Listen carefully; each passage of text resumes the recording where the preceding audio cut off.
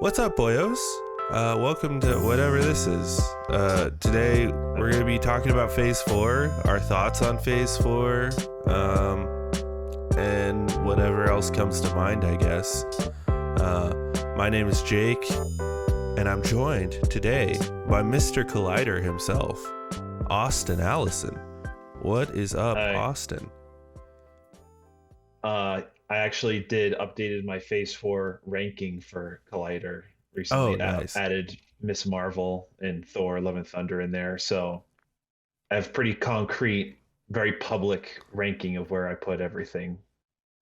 I'll put a link to that in the thing down below if people want to look at your rankings. Um, but I Um, want to. um, Only a few people have been pissed off about it in the comments, but people are pissed off about everything I write, and that's a job well done.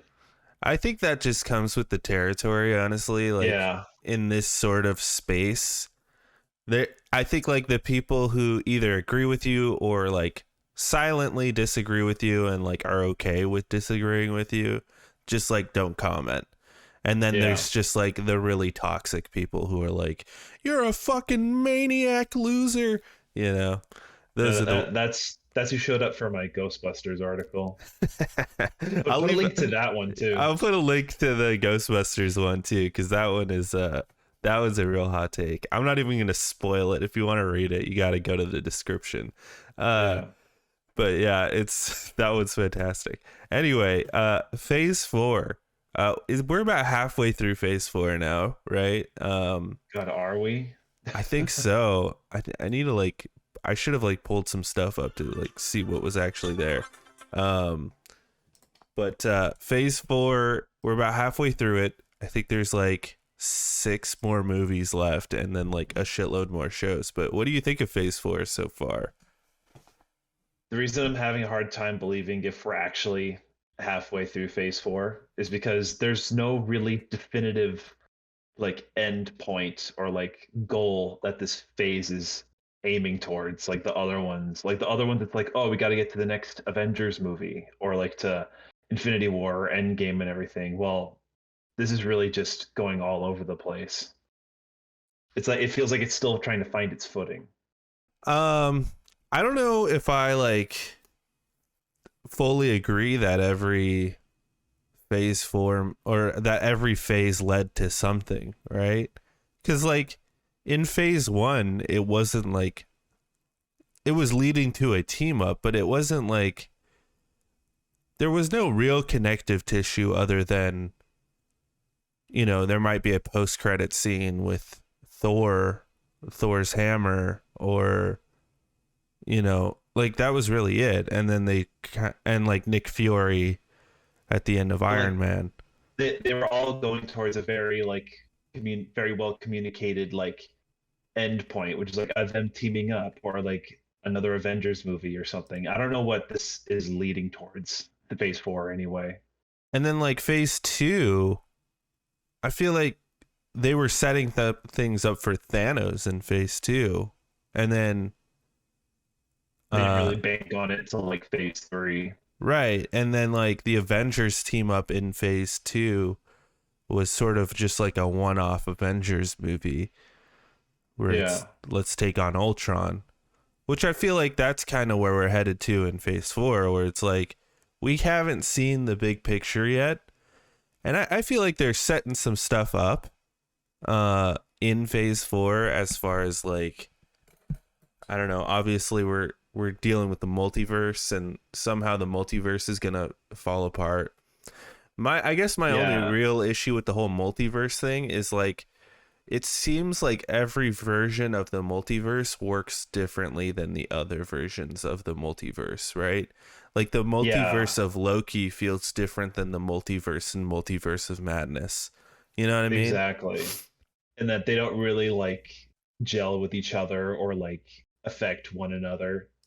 Because like the whole Spider-Man No Way Home thing where like they were all pouring in from other universes, you think someone or something from how the Loki like TVA multiverse would have like been involved in that in some way or like commented on it. Yeah.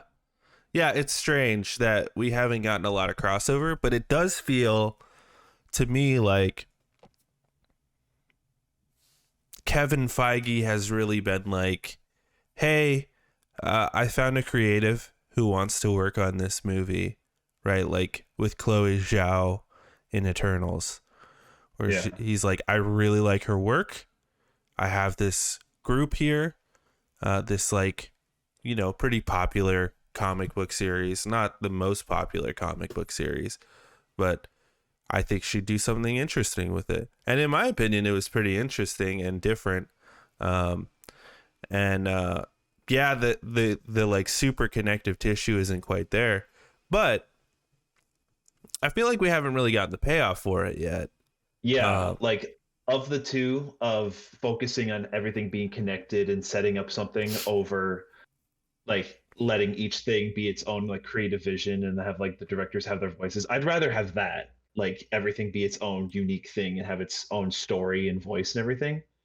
But they're also trying their damnedest to have some big build up of something. They just don't know what it is yet. yeah, unless they do, Yeah. I don't know. At least they're not communicating it to us Yeah, halfway through the phase. because yeah, I mean they're definitely building this something. I think.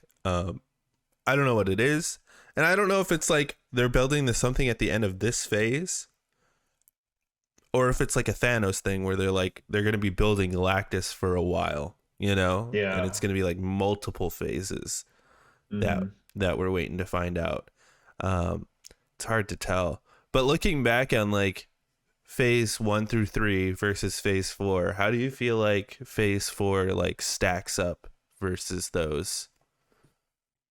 Phase four definitely feels a lot more different in terms of like individual titles and like movies and shows and everything. And the fact there's shows in it kind of puts a new kind of monkey wrench that the other phases didn't really have. Like you could say Agents of Shield, but like nobody watched Agents of Shield. Also, But Agents of Shield is not canon. They have yeah, said, exactly. yeah. Um, So and we had like Daredevil and stuff, but that yeah, is like but hardly canon. like this feels like a completely different beast than the other Right. ones where it was primarily the movies. Well, this one's like, oh, Doctor Strange, you also had to have seen WandaVision, this like 6 episode show. But you didn't, you know? Yeah. Yeah, you did and you didn't. Like Yeah. Doctor Strange kind of to that movie's detriment made it so that you didn't have to watch WandaVision because they kind of established and like brought her back to brought her back so that she could learn the same lessons that she learned in that show in that movie. Apparently Like Sam Raimi didn't even watch WandaVision. yeah. It's kind of weird. I don't know, man. Like I don't know how I feel about that. Like I get like let the director do what they want to do and stuff, but like you're getting paid millions and millions of dollars. Maybe just read like a couple comics and watch the show that like the 6 episode show that comes out before your movie. Like you're getting Yeah. paid gajillions of dollars. I don't like the whole.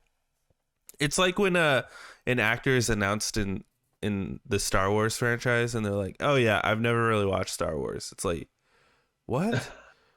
Go watch it then, dude. You got paid millions of dollars." Like, Like on the one hand, I can see that like, oh, like I didn't watch any of it, so that way I can inform this role, like my performance with it, with something that's not derivative of what I've already seen in Star Wars. But you could also bring something to it if you have that background, have that knowledge of it. Yeah, and I think it's important that like the universe, especially as the director, like you should know what the universe you're building within, you know. Yeah. Um, but yeah, it's kind of weird. Um, I think personally, I like Phase 4 a lot more than like definitely more than Phase 1. Uh, Yeah. probably more than Phase 2. Hmm. Um, so Phase two far, was kind of the lowest point of all the phases for me. see, I think yeah, I mean Phase 2 had a couple bops in it though. Let me pull up Phase Yeah, 2 it more. did. It did, but Like Phase 2 gave us the first Guardians, right. and Winter But also Soldier. gave us they also gave us Thor 2 and Iron Man 3. Yeah, and yeah. and Age of Ultron, which I think is easily Yeah. the worst Avengers movie. Hmm. But it gave us Ant-Man, which is probably the most middling of all of the MCU movies. Yeah. Ant-Man, okay movies, great Disney California Adventure restaurant. Hey, That Avengers Campus, the Pym Test Kitchen. Like do that's they like my it's like my new favorite place to eat at Disneyland, not do gonna they lie. just give you like little tiny churros? They're like, here you go, just little No, tiny churros. like it's really creative stuff. Like for breakfast you get like French toast that's like this big and it's like supersized from it. And there's spaghetti Nice. meatballs that is just small spaghetti and just like a meatball the size of an apple. Oh, that's awesome. And a tiny little fork, and you're supposed to eat it with it. It's not just for decoration. Like that's what you use to eat with it. That's awesome. It's super cool. Yeah. But like back to the phases. I think like Yes. for me, I feel like I was pretty down on the MCU back during phase 2, right? Yeah. And like I was there were like movies that I liked within it. Like the first Iron Man, of course, is like such a great establishing movie. But I think like Yeah. the problem is like every movie tried to use the tone of the first Iron Man movie. Yeah. Um, literally all the way up until phase 3, I think. So if I Mhm. pull up phase 3 movies here, phase 3. So like phase one and phase two, we're trying to be like, oh, we got to do the same kind of things that Iron Man did, and then going into like phase three, it's like, oh, we got to do like the James Gunn or like Russo brothers type thing, Yeah, well, like and that kind of style. I feel like they all had a sort of almost like a gray filter on top of them. Even the first Guardians movie had this like sort of like gray filter atop, and like they all kind of felt the same. And like the first Guardians was like a special movie of those, um Yeah. because it was James Gunn, and James Gunn is like, okay, well, you're gonna limit me a little, I'm gonna work within those limitations and make it really good. And Mhm. like Captain America the Winter Soldier worked really well within that confine, because it felt like a Bourne movie, which a Bourne movie has that aesthetic already anyway. So like the Yeah. gray filter atop of it just like worked really well. But then phase 3 came, and then we started getting movies, you know, like Civil War, which was really different, and Doctor Strange, which was really different. Guardians 2, in my opinion, is like better than the first one, because Yeah. it's far more like colorful, and I think the jokes are funnier. I think the like family dynamic of the crew, which was in the first one, I think it just hits a lot harder in this one, where it's like Yeah. we're dealing with dads, and like we get to see all the parental moments of all the different Guardians. It just feels like this James Gunn made this movie, you know? Like Uh it puts a lot more into its characters than even the first movie did. yeah. And then like of course Thor Ragnarok, which was like, let's take Thor, who is just like a sort of like Shakespearean character, and just put him in a comedy. And it just worked really Yeah. well. And like the ensemble cast was so good, with like Jeff Goldblum and Mark Ruffalo and Tom Hiddleston, like all those guys, and of course Chris Hemsworth, like they all just work really well in comedy. Oh, and even Tessa Thompson, who's pretty good at Yeah. comedy as well. And then I think like Infinity War and Endgame, we can debate all day like which one is better, but like both of them are better than the first two Avengers movies. You Oh know, like yeah. easily. Like phase 3 was definitely like, this was peak MCU. Mhm. And I think that's Yeah. the problem with phase 4. Not that any of the phase 4 movies are bad. It's just that like phase 3 was so fucking good that you're like, how do you top it? And I Yeah. think even Marvel's like, we don't top it. We Like just we it's start making over. it's making me nostalgic for movies that are like 4 or 5 years old. That's not that long ago. Right. Yeah. It's nuts. And like I think Kevin Feige was, you know, he basically was like, okay, that worked for phase 3, where I just sort of let the directors do what they want. So in this phase, I'm going to let them do even more of what they want. It is what it feels to me. Yeah, Because, like, which we I can got, totally get behind. yeah, because in phase 4 so far, we've gotten Black Widow, which admittedly is sort of like feels the most phase 2 out of all these movies. Yeah, Um, but then like Shang-Chi, which is probably like the best MCU movie. Like, if we're gonna be I, honest. like I like that movie fine, but I really like how much you love that movie. I think that's so cool. I fucking love it. I think it's just like the most interesting, and they I don't know, it's just got like really cool aesthetic. It doesn't feel like an MCU movie, you know? When we were at California Adventure at Avengers Campus, I pointed out like, "Oh, there's Shang-Chi," and Lonnie just like turned her head really quickly to see where he is. Like, "Oh, I see how it is." Like you're keeping an eye out for Shang-Chi. I'm right here. um yeah, but like Shang-Chi, I I'm actually kind of worried with Shang-Chi that now that they're more involved within the actual MCU, that it's gonna bog them down almost. And yeah, um I don't want to go through all these That, movies. You get the idea of what I'm no, saying. Yeah. sure, yeah. Like that was kind of a point I saw someone make that they're turning a lot of these like street level heroes like Shang-Chi, Miss Marvel, Moon Knight into like these like big like mythical backstories and like raising them to the level of like Avengers when like I really just want to see them like on the street dealing with shit like street level crimes and like drug bosses and all that kind of stuff. And then every so often brought into like Avengers. Yeah. Yeah, I guess that's like where we get into the DC of it all, right? Where like Yeah. DC has kind of started to take a different approach, and now they've just gotten purchased by new owners, where the owners have said we want to go more the direction of, you know, independent isolated films. Not Yeah. so much connected DCEU stuff. We'll still Yeah. do some of Because that stuff, but like we want more movies like Joker. We want more movies like The Batman. And I think that's why I'm liking Phase 4, where everyone's kind of like upset that they're not connecting and stuff. And but to me, I'm like, that's okay. Like yeah, that is they're just okay. their own thing.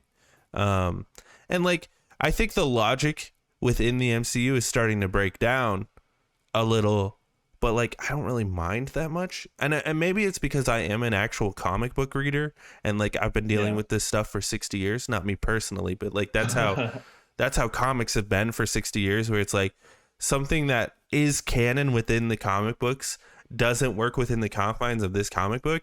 You just sort of pretend that other shit doesn't exist just so you can tell your story. uh, Yeah. and that feels like what they're kind of starting to do. Anyway, I kind of jumped to a Because lot of like different pinpoints yeah, there. like because MCU's definitely gotten to a point where you really have to treat it like comics in order to like enjoy it. Because if you're going into each thing like Thor: Love and Thunder, for example, like thinking, oh, how does this affect like the Guardians, like or what the Eternals have going on, or what establishes in Miss Marvel? You can't do that because you're going to be run yourself ragged, like trying to make sense of everything. You just kind of have to keep them all in the same universe for sure, but like their own isolated stories, their own isolated problems. Right. Yeah. Which they kind of already did something like that, and everyone loved it with Daredevil, right? Where it was like, Yeah. this is sort of within the universe, but we're playing with our own logic. You know, like this is kind of our own thing. We'll Yeah, mention like that. Kingpin is not like a scorned Stark Industries employee.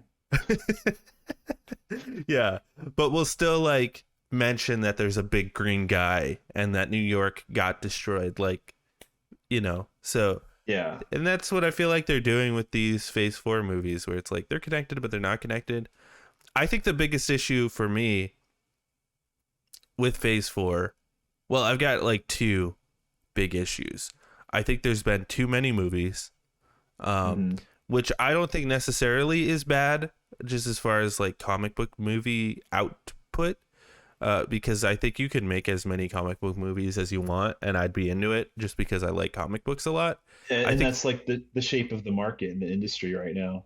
Yeah, but I think the problem with releasing this many movies in a year, right? This year alone we got, well, I guess Black Widow. That this year alone we got Doctor Strange and Thor: Love and Thunder. And Uh, then supposedly Wakanda we get forever Black later this Panther, year. yeah, and then Yeah. like early next year we get Ant-Man and the Wasp. So like, but then on top of that we have all the shows, which we've gotten how many this year? Got Uh, Moon Knight, Miss Marvel, then we got She-Hulk. She-Hulk is coming. Yeah, so that's a lot of shows. The only issue I have with that though is just like I think they're overworking their FX department.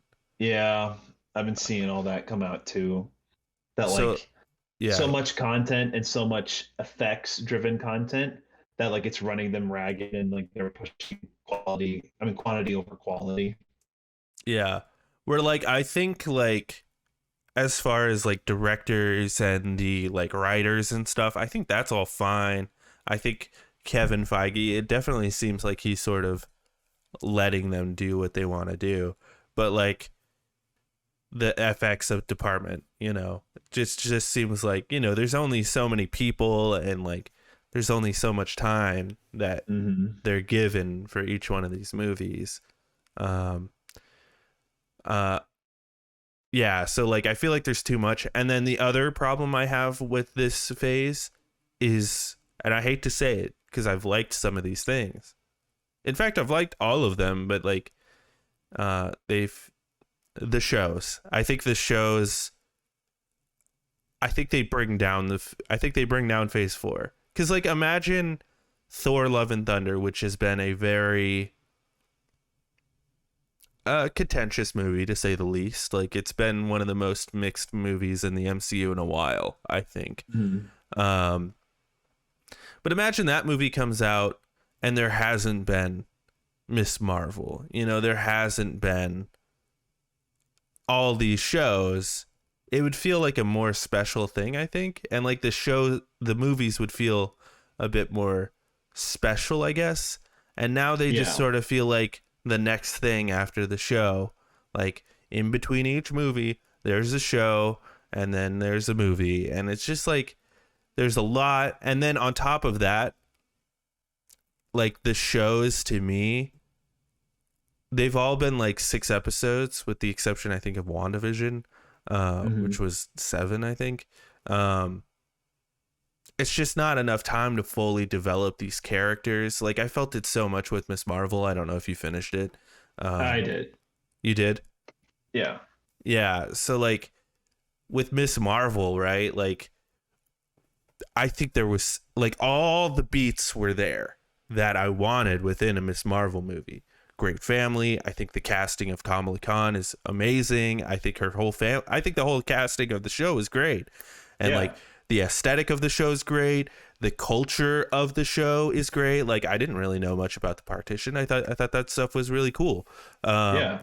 And like but it felt so rushed because it was 6 episodes and like I needed some breathing room. And then like there's a character at the end of the show who like becomes a main character and is like hanging out with the friends, but we never got like more than one scene with this character. And now they're like a mainstay at the end of the show. It's like the most bizarre thing, and that it's a problem with all of these shows. I felt it with Moon Knight. Uh, yeah, I definitely felt it with Falcon and Winter Soldier. Like I feel like all these shows they need to make less of these shows and make them longer, in my opinion.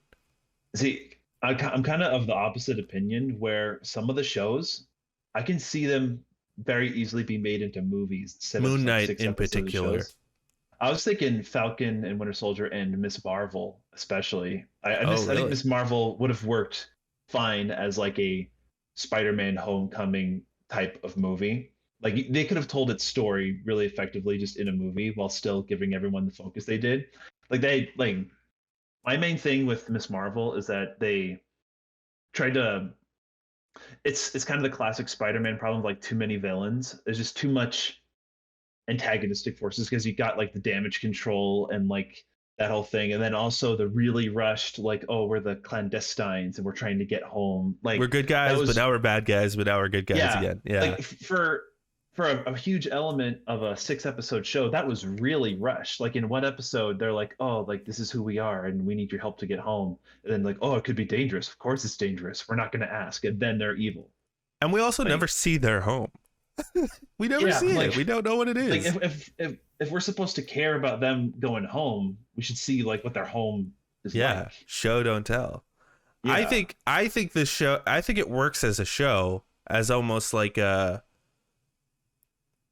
I don't want to say Degrassi, that feels like an insult. But like the first episode where most of the episode was just them hanging out, Yeah. it worked really well for me. And we needed more of that in the show where it was just them hanging out, doing normal kid stuff. But then it's like, oh shit, I'm also Light Girl or whatever they were calling her in the show. Yeah. And like I feel like that would have made the show so much better if it was just like, here's like 3 more episodes where it's like we can have a full episode of just Kamala going to Pakistan and like just hanging out in Pakistan, and then it ends with her finding those guys instead of it being like she goes to Pakistan and then also meets the red mask guys who I can't remember Yeah. the name of. Like that all felt like we Red had to Daggers. yeah, we had to fit that all within one episode instead of being like, let's make it 2 episodes where Kamala could just like hang out in Pakistan and like, you know, we get to know her grandma a little bit. And then like the episode, bit of spoilers for Miss Marvel, so apologize, but like the episode where it was about her great grandmother, right? That could have been its own episode where it was just that whole thing, and then it ends with like Kamala coming back in time or whatever. And that could have been its own isolated episode. It makes me think of that show Mythic Quest. I don't know if you've watched it, but there's just a random episode of Mythic Quest where it doesn't deal with our characters at all, and it just deals with the development of how this gaming studio became a gaming studio, and it has nothing to do with our main characters, and it's one of the best episodes. But anyway, this is not a Miss Marvel spoiler cast, which will be next week. But yeah, I don't know. Like, yeah, I feel like all of these shows could have either been longer shows or movies. Yeah, Mm-hmm. the one that worked the best was Loki, and that's just because it's like, Yeah. I, Like yeah. that and WandaVision really like yeah, took WandaVision. advantage of like the TV format, that like each episode felt like an episode, not just like a chunk of a movie. Right. Yeah, totally. I totally agree. And like a lot of the stuff that happened in those shows, like you needed time to like digest it, and each episode is kind of packaged as its own like piece of the puzzle. Yeah. All of these I feel like the shows have been the downfall of Phase 4, personally. I think all the movies have been I fine. don't know about the shows themselves, like as they are, but I think like trying to juggle the movies and the shows, because like Yeah. depending on what your preference is, one could devalue the other. Because for me personally, like the shows have been where I've been getting a lot of like my MCU kicks out of, while the movies I've been kind of like sour on. Mm. But that's just me. Yeah, I think that the other issue is we're getting 4 movies a year plus shows, where it's like, well, now that we have shows, you might as well go back down to 2 movies a year like you used to. So then Yeah. the movies could have some time to breathe, especially after Endgame. Like, And like people- you can put more time into the shows that you would into like yeah, like and 1 or 2 other movies you'd be doing. and also just like more time into the movies, like for the FX teams, and like, you know, just making sure things are really ironed out. But let's talk about like what's coming in the future. Next up, we have Black Panther: Wakanda Forever. And then next, I've heard like no good press about that movie. well, I can't imagine it's gonna be very good, just because like it's been in development hell. Like, first of all, you know, unfortunately, like Chadwick passed away. Yeah. So whatever they had planned for the sequel, which I'm sure they had something, just, you know, they had to completely scrap it and start fresh. So there's that, and then I know the like Letitia Wright stuff with the COVID, like you know, take the heart-shaped herb, and you will be imbued with the powers of the Black Panther. I did my own research. Like, I'm not gonna take that. I do wonder like about Black Panther, like who's gonna be Black Panther. They haven't really said, so I guess that's kind of interesting. Who do you think's gonna be Black Panther? What do you think? I guess the easiest guess would be Letitia Wright because she's like the standout character for a lot of people in like the first movie, and like in the comics she becomes Black Panther as well. But with like the whole Letitia Wright stuff and all that kind of thing, I'm not sure. For me, Like, I think the obvious answer is Lupita Nyong'o's character, yeah, that would be sick. because I mean, first of all, she's probably like the biggest name in the movie, Yeah, you know, besides Chadwick. So like she's star power. yeah, There's no drama as far as we know with COVID denial. And also in the last movie, we got to see her be sort of like a badass spy undercover who was sort of like denying her roots as a Wakandan. And then to see her grow from that into Black Panther would be like a really compelling story, I think. More so than yeah, just like Letitia Wright, who's already like the scientist. yeah. You know what I mean? Plus, like she's like Letitia Wright, like her character would be like Shooty. Like she'd be really good as I think she's better implemented as like the tech wizard who like helps develop like the scientists, like all the gadgets and everything. Not so much as like the mainline hero, really, because like a lot of people liked her of like her cracking jokes and like giving T'Challa all his tech and like being like the tech wizard and being fun with it. Like Right. her taking on Black Panther and like the main hero role would kind of deny her a lot of that kind of stuff that she would need to re-earn in the same way that Thor had to earn back his like comedic charm over like a couple movies. Yeah, and also there's a lot of like serious moments that I think T'Challa had to do in the other movies where we haven't really seen Letitia Wright do that. She was just sort of the comedic character, right? Like she wasn't serious at all. That's why I think Lupita Nyong'o, her character Nakia, Yeah. she's shown that she can do that, and like I don't know, it just sounds like a way more compelling story to me than just having his sister, you know? Yeah. Because imagine like I don't know how they're gonna like kill him in the movie, but like imagine like Nakia comes back and she's like, oh, my like boyfriend died or whatever. I need to take up the mantle. I don't know. It sounds pretty interesting to me. They just do the thing that they kind of did to sideline Gwyneth Paltrow in MCU movies for a while, where like in Civil War, she's like, oh, like we broke up, or like she's just not around. She's busy running the company and everything. Like I think Yeah. they will say that like he died somehow. Like it's gonna be a really tough sell how they're gonna write out Chadwick out of that movie. Yeah. It's either it's gonna make or break the movie for a lot of people. It can't just be like, and you can't do it where it's like he died a gruesome death either, because that almost feels disrespectful. Yeah, like oh, he died fighting like more Thanos like Titan people, and he got torn in half. Like no, but you also Or can't have him die like oh he was sick, because like he's the Black Panther and he's like nigh invulnerable. yeah, I don't know. It's like it's such a tough. I'm almost of the opinion that they should have just. I know it feels wrong to say, but I almost feel like they should have just recast him. Yeah, Because absolutely. and that's nothing against like Chadwick. I think he's great, and I think he will always be like the definitive Black Panther and the definitive T'Challa. But I feel like T'Challa is such an important character, and like not just like to the comics, but like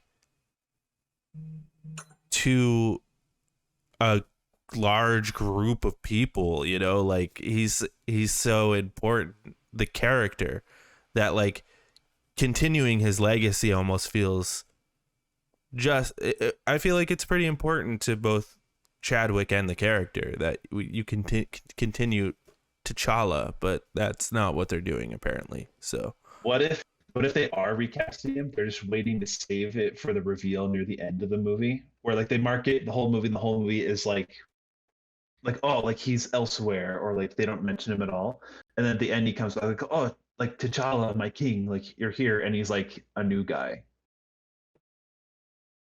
Like maybe. that would still be a hard sell for a lot of people, but like you said, T'Challa is like a pivotal character, not just like the mantle of Black Panther, but T'Challa himself. And like they've recasted people all the time in MCU. Well, and slight spoilers for Thor: Love and Thunder, they could have like a moment where they show him in uh what's it called, Valhalla. Yeah, well, That, you know, the equivalent. the place that looks like an awesome album cover. Yeah, yeah.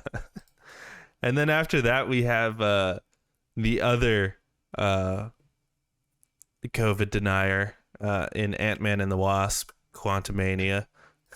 Yeah, With, I guess, the Wasp also had some controversy with that stuff, but I don't yeah. know. I have no, dude. Ant-Man and the Wasp, the first one, technically the second movie, but the first Ant-Man and the Wasp, that movie was like the worst Phase 3 movie, easily, like easily the worst one.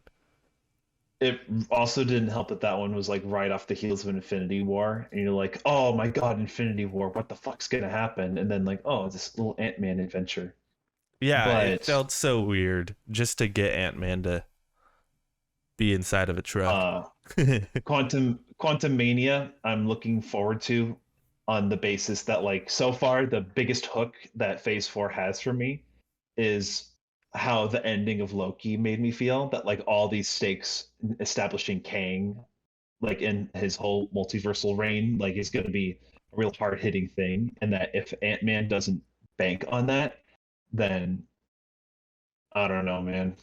Because like I'm having high expectations not for that movie itself, but like how Kang's going to be involved, or like if he's just a one and done villain in that, I'd be so disappointed. Yeah, especially with this setup in Loki. Um, Yeah. it could be like Ant-Man and the Wasp is the thing that the Marvel fans have been waiting for, where like this is finally where we start to see that connective tissue.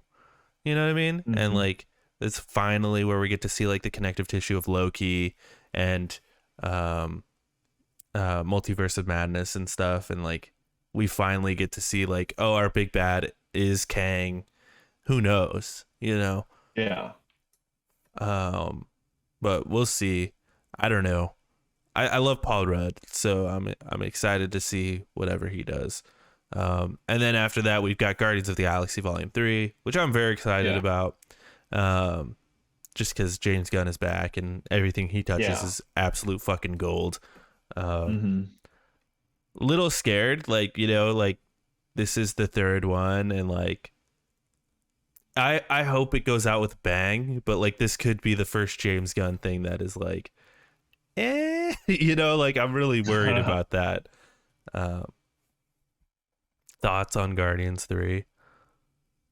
Like I'm just excited for it. Don't really have any much. Like really the thing that I thought about when you said Guardians 3 is that I'm starting to think a lot of like post and mid credit stings that a lot of these movies have aren't really like alluding to anything that's going to happen, but they're kind of like market testing interest to see if they want to develop it more.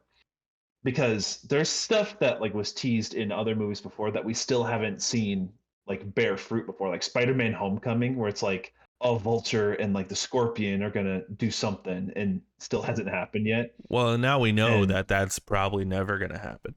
yeah, more it's Morbin time.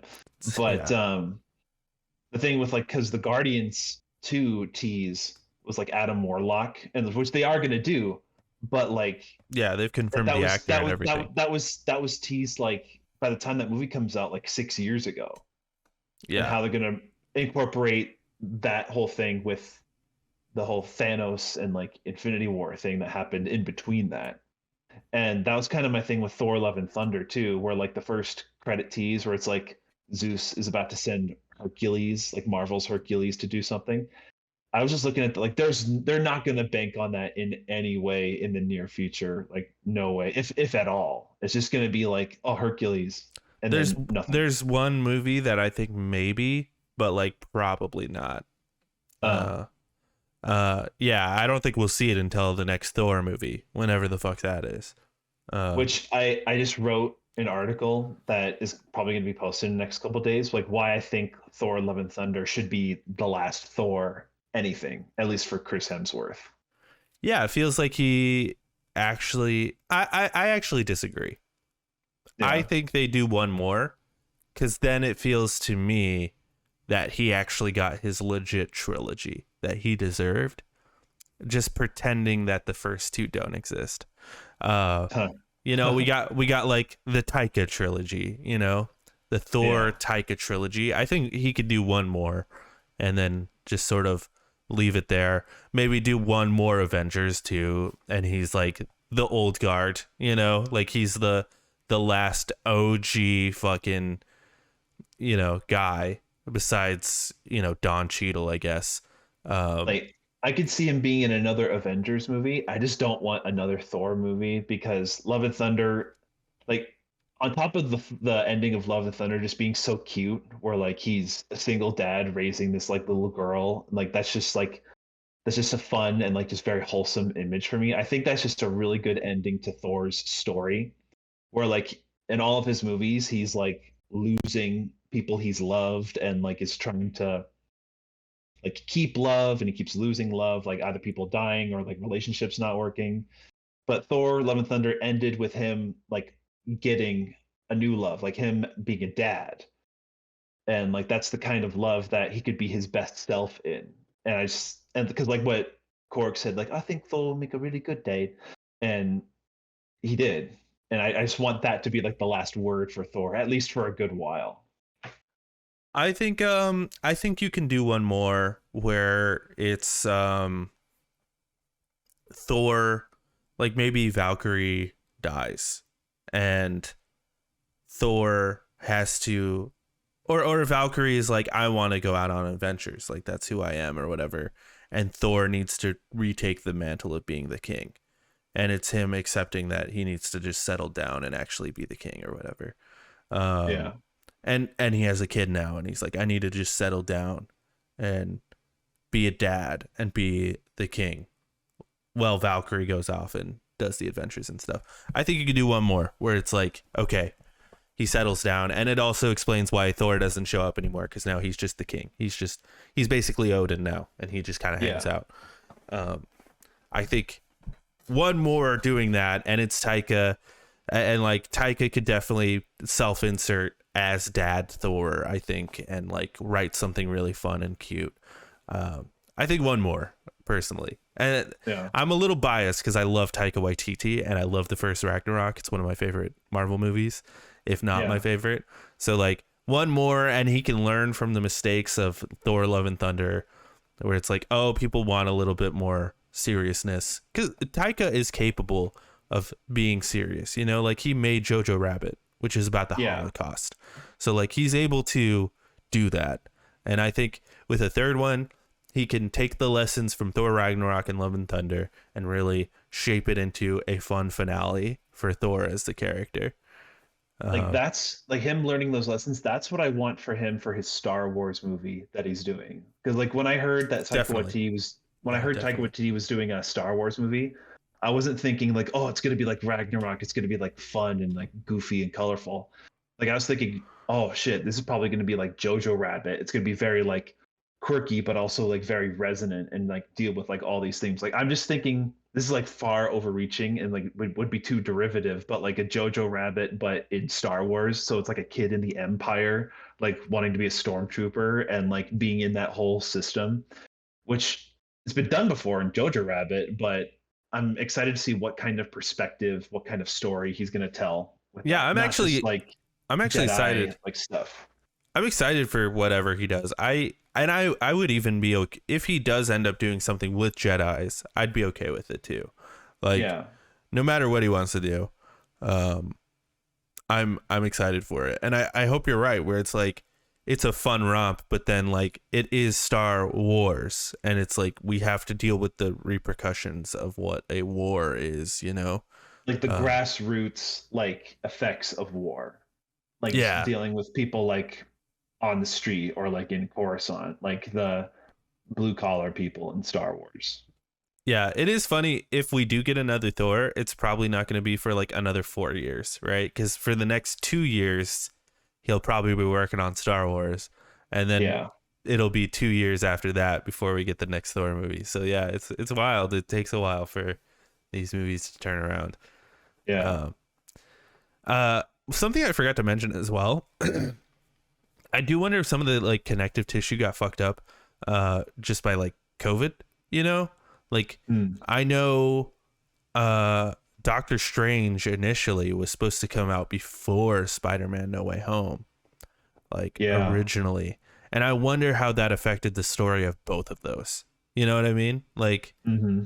I wonder if there was more like connective tissue between those two movies that got kind of fucked up by COVID and, release timings and Yeah. Because like in the whole marketing and even putting like a little teaser for Multiverse of Madness after No Way Home, they kept alluding to like Strange, like you made this bad call that like you put the universe in jeopardy, like you did this thing. I going into that, I thought they were talking about what he did to like for Peter Parker, making everyone forget Peter Parker, that whole universal change and the repercussions of that. yeah, Like but it that's what I thought almost that was going to be. it almost But seems like he doesn't know that he did that in the yeah, in Multiverse of Madness, right? like that, and they're more so talking about like him giving Thanos the Time Stone is like the big thing that like he's having to answer for. Which is barely touched on in the movie. It's just sort of Yeah, like a half, like, yeah, it's like a half a reference line from like two people. yeah, yeah. It's sort of, yeah. I've never been a huge fan of Doctor Strange. I feel like Doctor Strange just works better as a side character than Yeah, like I loved him in Ragnarok and I loved him in Spider Man. yeah. Um, Super random aside, but it kind of spoilers for Miss Marvel. But how do you feel about the whole thing alluding to her being a mutant? I know in the comics she's a inhuman. Yeah, Um, but but like the whole argument I've been seeing with that is that like oh she's not a mutant, she's an inhuman. Yes, and we tried Inhumans in the MCU. yeah, it didn't Nobody work. fucking watched it. Nobody cared. So now we're just gonna make her a mutant. And people like mutants. People like X-Men. Yeah, and it feels to me that they're taking her character uh from the comics and they're like, we like her character, we like her like style, and we like her culture, and like we like some of her powers, but we're gonna change it a bit, and we're gonna Like they she's not definitely like actually like stretchy. enlarging in her hand. Yeah. Yeah, she's not stretchy. Plus, if we're Instead, gonna do Mr. Fantastic soon, like we yeah. can't have So people drawing those instead, parallels. what they did with Kamala, they turned her into basically the Green Lantern of the MCU, which Yeah. is cool. That's fine. I'm okay with it. I'm also okay with her being a mutant. I thought it was actually one of the coolest moments of the show where we got the little. I was like, oh, that's Yeah. cool. And her just sort of being like, yeah, it's just another label, though. I loved that. I just thought that was, um, I thought that was great. So yeah, I like the idea of her being a mutant. I like the idea of them just ignoring that Inhumans are a thing because Inhumans are basically just mutants. And I know they wanted to do Inhumans because they didn't have mutants yet. But now Yeah. they have mutants, so there's no reason for them to really do Inhumans until they run out of ideas in 20 years after they just sort of like milk the shit out of the mutants for the next 10 years, which they Like totally can do. I'm excited to see what direction they're going to take with X-Men and mutants, if like they're going to pulling all these parallels from like the 90s cartoon and like having it be like real like cheesy, never like very not the other Fox movies by like outwardly referencing like the and putting Professor X in like the big floating yellow chair. And they're gonna make it a bit more goofy, I would think. But like still serious, still resonant. Like make it separate. Because like it's in a universe where they could be in the yellow spandex and make the kind of references that they want to do. Yeah, I find it interesting that they're going hard into like the 90s cartoon nostalgia instead of the, you know, film franchise nostalgia. I Yeah. found that interesting. Like they haven't played like the film franchise, you know, theme, which I hope they do at some point because I actually love that theme. Uh, Yeah. Which that's it's all gonna come to a head when Deadpool happens, which they yeah. said is still gonna be rated R. hmm I feel like Deadpool is going to be connected but disconnected. Yeah. You know, like I feel like they'll make jokes about the MCU within Deadpool, but like Yeah. Deadpool, I feel like what they're going to do now that they have the multiverse is they're going to leave Deadpool in the, you know, the Fox franchise universe. You know what I mean? Mhm. Um, so like Deadpool takes place within the Fox universe still, and it's like the last holdover of the Fox universe. And I wonder, here's what I wonder, dude. There's a very famous comic book where Deadpool kills everybody, Yeah. including the comic book writers. Like he comes out of the comic book and kills the comic book writers. And I wonder, what if the next Deadpool movie is just him killing the entire Fox X-Men franchise? Oh, I thought you were gonna say that like he comes out and like confronts Kevin Feige. Like Kevin Feige's in the Yeah, no, movie. yeah, it'll end with that. Yeah. Like it'll end with him coming out and killing Kevin Feige, and then the next day Kevin Feige announces his retirement. That'd be epic, dude. Yeah, I wonder. I don't know what they're gonna do for Deadpool. I think it's either gonna be really cool or they're gonna fuck it up. I can't imagine. You know, I'm worried about the next Deadpool because for one, it's Disney now, and for Yeah. two, Ryan Reynolds. No hate towards Ryan Reynolds, but he's been making some questionable decisions. And every character he does is Deadpool, but like really lame. Uh, Yeah. and I'm worried that if he comes back as Deadpool, is it gonna be really lame? I'm worried about it, you know? They make him the free guy, but with more Yeah. swear words. Or like what's that one with Gal Gadot and The Rock? Red Notice or whatever. I The don't thing that does not sound or look like a real movie. All I've seen of that movie is just the title and like celebrity names and faces. I watched it. I did watch it, and it's he's I don't just believe you. he is Deadpool, but instead of Deadpool, he's like a heister. He like steals stuff. You're sounding like the guy that probably pitched this movie. Like he's Deadpool, but he's not like Deadpool. Like he pulls heists. Give me $200 million. And he has to become friends with The Rock, who's a cop. Yes. That's the movie. And then Gal Gadot is like, oh, these guys, and then that's the movie. Yeah, Gal Gadot's just there. She's also a thief, I think, in that movie. I don't know, whatever. The next movie we got is The Marvels. Yeah, that one's so far out that I'm like, I'm not really sure what that's gonna be. But like Yeah. we did get a little tease for it in the new Miss Marvel, where she seemingly like switches spots with Kamala, whatever that means. Like switch bodies or like Yeah. switch something. So who knows? It's gonna be like Captain Marvel, Miss Marvel, and Photon or yeah, from WandaVision. yeah, is it Monica Like I'm Rambo? sure yeah, like I'm sure their whole dynamic is gonna be like great and like those are all great actors and like their power set is cool and everything. I just don't know what kind of story they're gonna tell with them. Yeah. Because they Well, seem because like they seem like all pretty disconnected. Where like, oh, it's like Captain Marvel and then like her friend's daughter and this fangirl. What are they gonna have them do together? I'd imagine Nick Fury will be in it as well. Probably. Yeah, I have no idea. I have no idea what we're gonna get from it. I don't know. I hope it's good though. I hope it's better than Captain Marvel. Yeah. I really like the girl who plays Miss Marvel. I think she's great. She's got Tom Holland Yeah. vibes where she's just like Yeah. where it's like you're perfect for this role. Like you're great. Mhm. So I'm excited to see her. And like I'm excited. I don't think she's going by Photon, but in the comics sometimes they call her Photon. So I'm just gonna call her Photon. But Monica Rambeau, um I feel like we didn't get a good enough payoff with her in WandaVision. Yeah. We didn't get to know her character enough. She just sort of got powers because, and like, so I hope we get to kind of flush her out a bit more as well. So, Yeah. and then this is the one where I'm like, we could potentially see Hercules in this one was Blade. Oh, okay. I doubt it though. I haven't seen any of the Blade movies. Oh, really?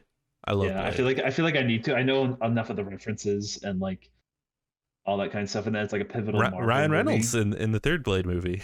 Yeah, Yeah. but we'll see. Yeah. Mahershala Ali though. Yeah, Uh, he's cool. I like Mahershala Ali. and we got a little hint to I him like in Mahershala a lot. yeah. We got a little hint to him as well in Eternals. He's he's the one in the post credit scene who's like He's like, I talking. wouldn't go touching that sword, and then Yeah. Yeah. So we'll yeah, definitely get what's freaking what Eternals. Eternals had like these literal earth-shaking like developments that like half of the people of the world couldn't ignore, and then no one addresses it at all in any of the movies or shows after it. well, who knows? Maybe Eternals takes place after all these movies. Oh yeah. I'm willing to give them that. Maybe. It's Eternals should have been a show. That one I definitely think it needed more of the time to develop like each of its characters. Like you could have done it in a movie. Like for me, I don't feel like they did, but yeah, I think each of the characters in their story would have been deserving of like an hour-long episode because like it spans like centuries and like all these different issues and all this stuff that I think it would have made an enthralling show, kind of like HBO's Watchmen, because that had like explored all this and had all these like characters that had all this stuff that Yeah, yeah. totally. I get you. I didn't mind Eternals that much. It did feel kind of rushed a little bit just because there's a lot of characters, but I think for what it was, I think the weakest part was is the actor's name Kit Harington? Is that his name? The the two Game of Thrones guys that like the main guy who turned bad or like the boyfriend. The boyfriend. Okay. Yeah, the one that's gonna be in Blade. I feel like Yes. I feel like he was just sort of in the movie, just to sort of be in the movie. He's at the beginning and then he's at the very end and then we get the post credit scene. I feel like he was there Yeah. just so we got the post credit scene. I do wonder though if Blade is going to be where we see like the connective tissue of the Eternals, where we finally get like, I don't know, a reference to the Eternals. You know, I mean, definitely at least his character needs to address the Eternals, right? Because he was like dating Gemma Chan's character. So like, yeah. Also, very weird. Was it Mahershala Ali in Luke Cage? I don't know. I I s- didn't see I didn't see any of the Netflix shows. oh, really? Oh, Yeah. I really like Luke Cage. I thought it was good. I think he's in that one. So it's kind of weird that we're starting to see crossover where it's like, and also like Gemma Chan was in Guardians of the Galaxy. I think. That's how I'm going to say the title for now. Guardians of the Galaxy, Volume 2. James Yeah, Gunn. but the no, she was in Captain Marvel. That's what she was in. Um, Gemma Chan, who was like the main character of Eternals. She was Yeah. in Captain Marvel. She's the one with like the blue face paint that's like part of the squad Oh. in Captain Marvel. Okay. That's right. So yeah, we're starting to see weird crossovers. And then the end of Phase 4 is ending with Fantastic Four. Huh. How I do get we it. feel about that? Uh, that's really going to come down to who's directing it and who is cast in it. Because I kind of want it that like it's not just John Krasinski again. Right. I don't know that could make or break the future of MCU for me, honestly, because that's like Fantastic Four are like a huge presence in the Marvel universe, and Oh, totally. like I I also their wonder biggest team. if that's in like development hell with because originally It's the John Watts, right? yeah, the guy who made the Spider-Man movies was going to do this movie. And then they decided against it. I wonder what that's all about. Uh Yeah, the rumors right now, the rumor mill. for She-Hulk. Well, the rumor mill for Fantastic Four. Yeah. The biggest rumor I saw was that the Thing is going to be played by Jason Segel. Yeah, I heard that, and that he was gonna make a cameo in She-Hulk. Oh, I didn't hear that. Yeah.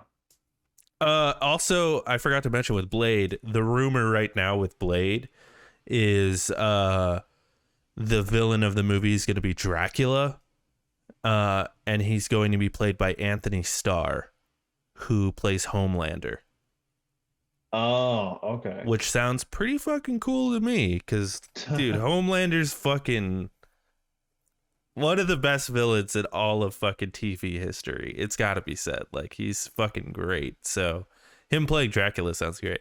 I did not hear about the She-Hulk stuff, though. I've still hardly seen any of the boys, but every like image and GIF I see of Homelander, like I can already tell that's like an iconic performance, and You, that's a you gotta just a watch it. really enthralling dude. Season 1 is good, but it's the worst season. So once you get past season 1, like season 2 and 3 are just like next level television for real. But like season 1 is still really good though. But like sometimes it comes off a little. It comes off as sort of like, oh, we're edgy, which I feel like That was kind of the thing that like drew me away from it, because like for a while I felt like superhero stuff is either like very sincere, like universe building, like taking itself super serious, or that like, oh, we're not like regular superheroes, we're gonna comment on like society and like make this like dark satire, and like that's what I thought The Boys was I like mean upon that first season. Like I know it's satirical and everything, but and it is commenting like Homelander is an insert for Donald Trump, like he is. But like it just works really well. yeah. It just works really well. Yeah, definitely watch that. Anyway, we have a bunch of shows too. I don't know. Do you have a lot to say about the shows? The upcoming shows or the current shows? The upcoming ones. There's so many. Oh my god. I don't know what the upcoming shows are.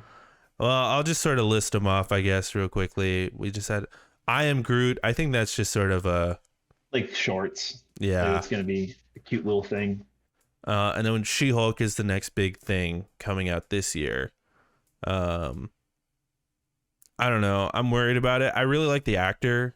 She was on this one show, Orphan Black. Was that the name of it? I don't remember.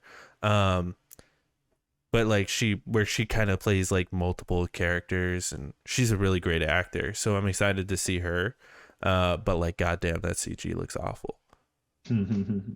The rumor though is we're gonna get Jessica Jones in this show as well. I saw that. Oh, okay. So I know you didn't watch the Netflix shows, but No.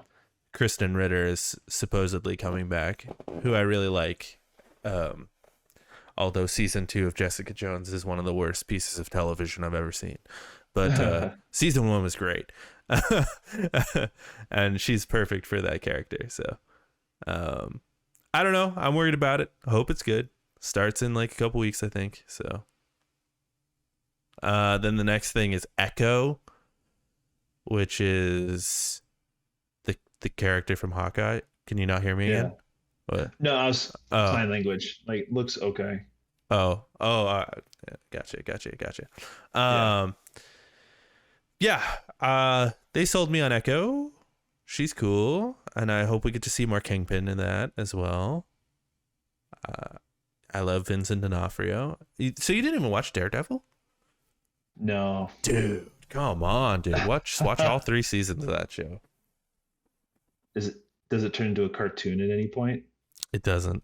But there is a cartoon of The I'm Boys not. on Amazon called. That I heard. That one looks cool because it has all these like different styles and it's like hyper violent. It's But kind of that one I feel like I would need to watch The Boys in order to like appreciate its like jokes and well. references. There's your excuse. I watched like this is gonna be a huge oversimplification, but this is just for a bit. Like I've already seen The Boys as a cartoon. It's called Invincible. No, it's totally different. Where I would say, I had a feeling it is. I would say, The Boys, like you said, is sort of more of a statement on society and a bit satirical, and also it feels more like this is what would happen if superheroes were real, and it would be very corporatized, and it's very much that, where Invincible is very much, this is just a gruesome comic book. Like it's not really a satire or making fun of the comic book genre. Were real on like a visceral, like aesthetic level. Right. It's not really making fun of the genre at all, or, making a huge statement. I mean, every piece of art is making some sort of statement, but like it's not making a big statement like The Boys is. It's more of this. It's a comic book, like it's Marvel with a ton of blood and gore. My one note about The Boys, they should change the Y in the title to an I, so it's just The Boy. The Boys. This Homelander like season finale just gives the biggest yeah boy, the longest yeah boy ever. Yeah boy, while he like kills and like slaughters people. And then we got Secret Invasion, which is gonna be Sam Jackson kicking up the jams with Ben Mendelsohn. Like the whole Skrull invasion. Yeah. And I wonder if this show leads into the Marvels.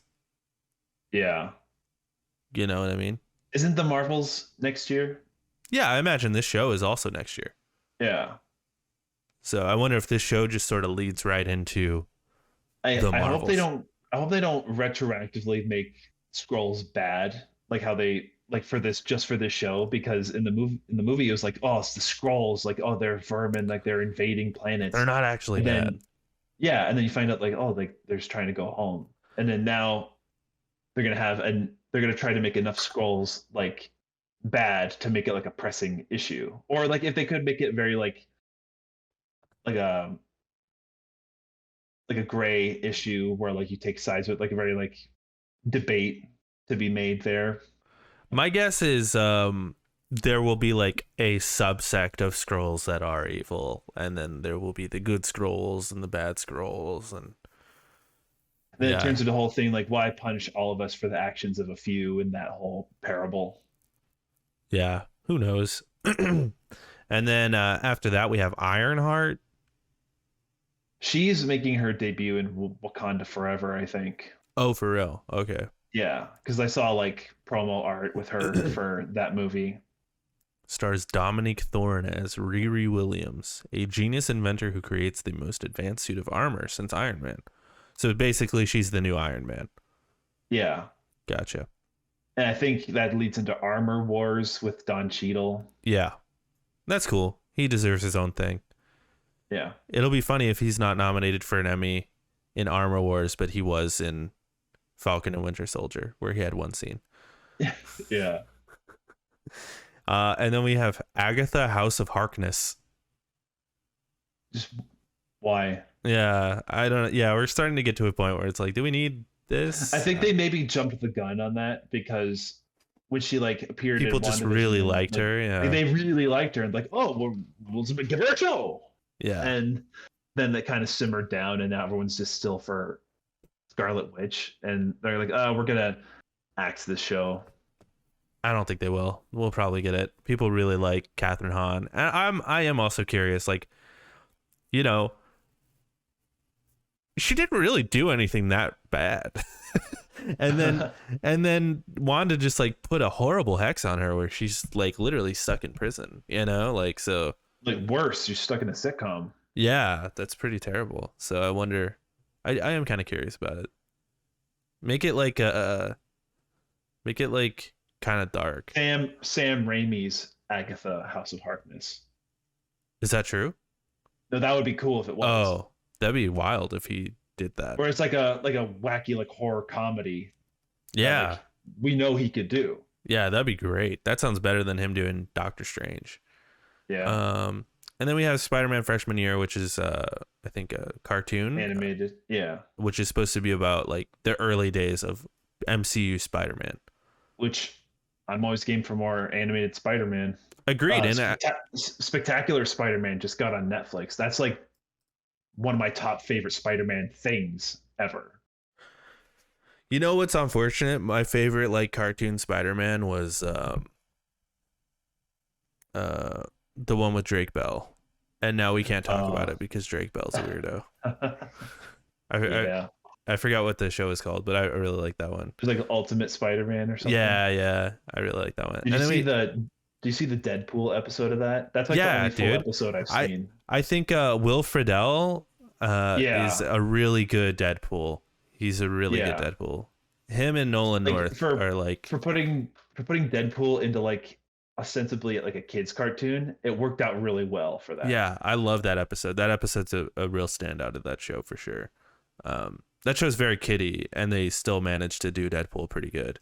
And yeah, I love Will Friedle. Of course, I'm a huge Boy Meets World fan from back in the day. So he's Terry McGinnis in Batman Beyond. He was Terry McGinnis. Yeah, he was also Raw Unstoppable. Yeah, but he was also Eric in Boy Meets World.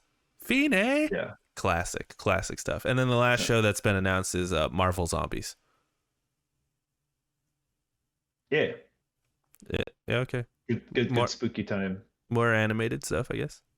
I want it to be like Love, Death, and Robots, where each one's like a different short, like of what if each. Well, I guess that would just still be more what if. Yeah. But of what happened if like this random Marvel hero just became a zombie, and like they did announce What If season 2 as well.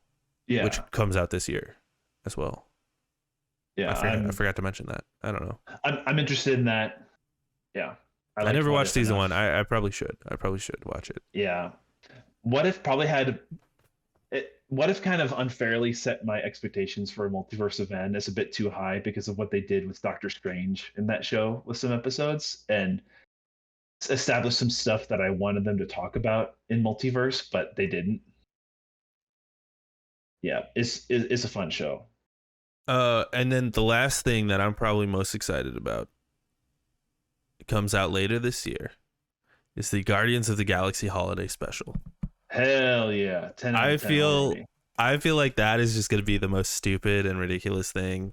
I don't know if you ever saw it was a bonus feature on Guardians of the Galaxy 2 where they actually made a music video with all the characters, and it was the David Hasselhoff song. To the David Hasselhoff song, yeah. And it's just like so stupid and silly, and like all of the actors just seem so in. They're just like having a great time, and David Hasselhoff's there. I imagine this is gonna be like that, where it's like this is not canon. This is just like a stupid one-off thing, and Disney's like, yeah, we need more content for Disney Plus. Go for it. Like however way it's gonna go, I know it's gonna be fun because it could be like I'm celebrating like this space holiday, like Life Day in the Star Wars holiday special, some made up like weird space holiday, or it's like Quill introducing them to the idea of Christmas, and it's like a skewed. Yeah. Like, oh, so this is how you do Christmas, and it's like an exploding fruitcake or something. I like that. That's actually really fun. You have Groot like make himself out to be like a Christmas tree, and it looks like he's wearing a gown of like leaves and ornaments. And my guess also is they probably filmed this while they were filming Guardians 3 as just like a side thing. They're just like hey, they did say that whenever Guardians 3 was going to come out, the holiday special would come out the Christmas before that because they would just be filming it while they're filming Guardians 3. Right. Yeah. And I heard they just like really wrapped shooting on that. So yeah, makes sense. and then they just probably whipped this together. It's probably like going to be like a 20-30 minute special, if that. So I'm excited. I think it'll be fun. Yeah. Oh, another rumor that's going around is, Comic-Con is, San Diego Comic-Con's coming up in like a week. Yeah, and Marvel's coming back, so there's probably going to be like a buttload of new announcements. One of the rumors is Professor X is going to be played by Giancarlo Esposito. How we feel about that? Ooh, shit. You kind of blindsided me. That'd be an awesome idea. I think that's a great idea. Everyone was saying he should play Doctor Doom, but actually him playing Professor X, first of all, we get to see Giancarlo like be a good guy for once, which is great because we never get to see him be a good guy. And it's almost played out that he's the bad guy. He's the bad guy in in The Boys. He's the bad guy in Star Wars. He's the bad guy in Breaking Bad. He's the bad guy in Far Cry 5. So like, let's just have him be a good guy, and not just a good guy. One of the goodest guys. Yeah, but also it'd be kind of interesting to get a Professor X with a bit of edge to him, because it was something that they kind of tried to do in the newer X-Men movies, but sort of failed at, just because Patrick Stewart is just like such a sweet man. And so yeah, I'm into that casting, but that, these rumors are, always take them with a grain of salt. But I do think they're gonna start talking about more X-Men stuff soon. Or they, like, both rumors of him being Doctor Doom or Professor X could kind of be in the middle ground, and him as Magneto. That'd be interesting. And just completely like, well, he's the bad guy and everything. Let's make him bad guy here. And don't you think Magneto needs to be a Jewish man though? Yeah, that's what I was thinking.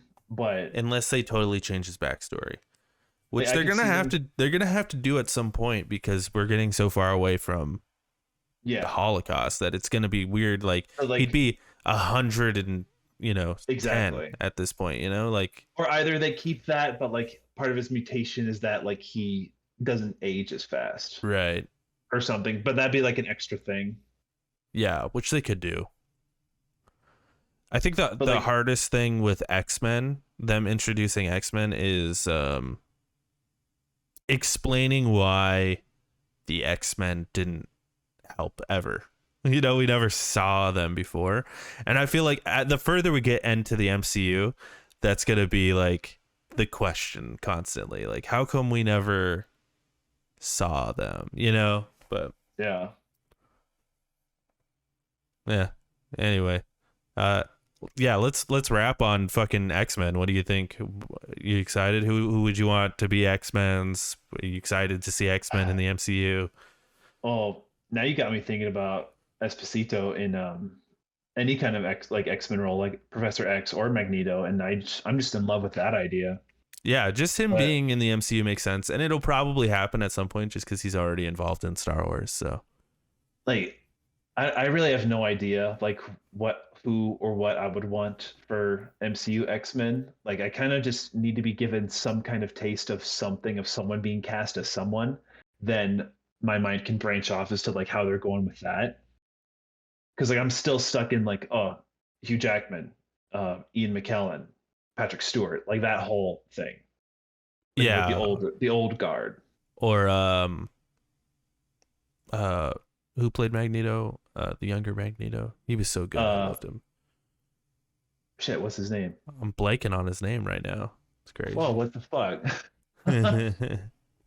I keep Michael Fassbender. Michael Fassbender. Yes. I knew it was some like long last name. I kept saying Benedict Cumberbatch, but that's not him. Yeah, I'd be okay if Michael Fassbender came back. If they're just like, we're having Michael Fassbender back, and we're having I don't want, no offense to James McAvoy, I don't want him back though. Yeah. I don't like him as Professor X. I like him as an actor. I just don't like him as Professor X. Yeah, I don't know. I want Keanu Reeves to play somebody. I don't know who.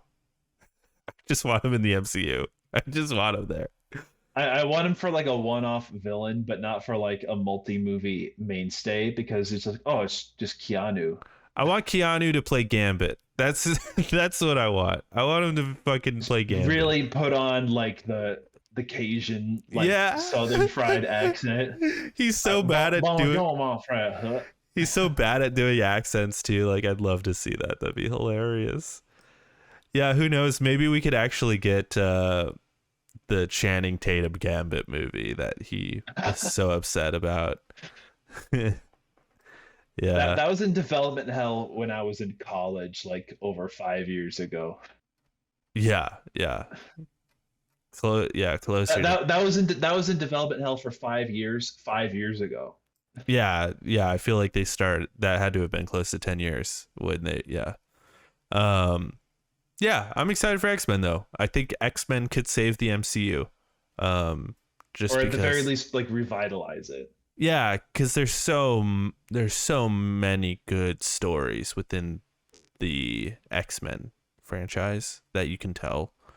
Like the whole thing about, sorry, random aside, but the thing of keeping Magneto as like an old Jewish man, but like we're getting farther away from the Holocaust. I think the way to kind of combat that, which is like unfortunately a timeless form of like subjugation that he could be rooted in his hatred of humans for, is make him a person of color. Yeah. So like, do make him Giancarlo Esposito. Right, and that's what I was thinking too. Be rooted in that. Yeah. Yeah. Totally. Which would work pretty well, I think. Not from the Holocaust, but like he got really fucked over in like the civil rights movement. Right. Like in like 60s. Yeah, or you could even do anything really. Yeah. I just feel like him being Jewish is like such a key part to his character that it's hard to not. Yeah. But who knows? Maybe the Holocaust happened in the 60s in the MCU. That's who knows? Okay, I think that's a good place to wrap. We're changing like history just to make it work within our story. The first thing that came to my mind when you said that is that like it's like Auschwitz but with like hippy dippy flowers around it. That's horrible. And like the monk with like the monkeys and the Beatles and like oh my god, just blasting over speakers. God fucking damn it. Oh man. Everyone's got VW bugs, right? But they've all got like the flowers and stuff on them. Hilarious. Anyway, yeah, I'm excited for X-Men. We'll see what happens. That's been our discussion on Phase 4. It was very much a rambly discussion, but I think we both knew that's what was going to happen, and I'm okay with that. Me too. Let's do more ramblings like this. I'm always game to talk animation. Oh yeah, for sure. Last thing though, Phase 4. Final thoughts. Like let's just see how the rest of it goes. Like it's been pretty. It wouldn't be fair to call it a mixed bag because a lot of the stuff I have really liked and like has been like really good high points for me. But it seems kind of aimless. That's the worst I can say about it. Yeah, I'd agree with that. It seems aimless. It seems like they're just really pumping content out for the sake of pumping content out. That's probably my biggest the argument with it is, or beef with it is just like they're pumping out too much content. And I'd be okay with them slowing it down and actually making, taking Miss Marvel, which had a great premise, great actors and everything. And if they just slowed down and made a more flushed out show, I think that could have been like, an S tier show. But as it stands, it's not, and it's unfortunate because it could have been. So yeah, and that's kind of how I feel about all of the MCU, or not the MCU, but Phase 4, where it's like, if you just slowed down and like really flushed some of the stuff out, fix some of the CG, fix some of the story beats, like this would have been S tier. But as it stands, it's not. And that's kind of where I feel with Phase 4 in general. Where like Phase 3 was S tier, like that shit was like everything was a banger besides Ant-Man and the Wasp. Like everything fucking ruled, and maybe Captain Marvel, but even Captain Marvel was like okay. Yeah, where this has had a lot of high highs and some low lows. Yeah, that's Phase 4. But anyway, Austin, thank you for coming on. Of course. I'll put those stories down in the description. And yeah, bye bye everybody.